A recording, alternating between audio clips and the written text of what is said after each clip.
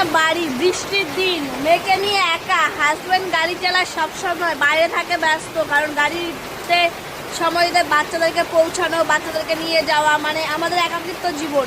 শ্বশুর শাশুড়ি কাছে নেই, মায়ের বাড়ি অনেক দূরে।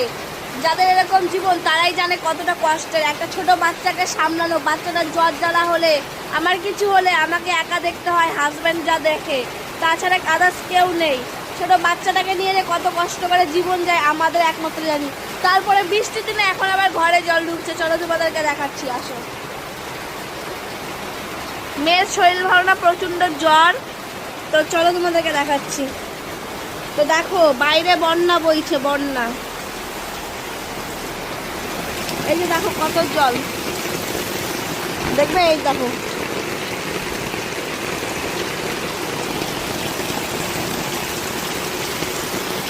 চারিদিকটাই দেখো।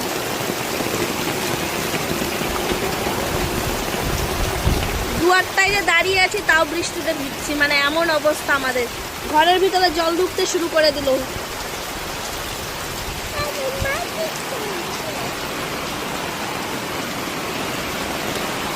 দেখো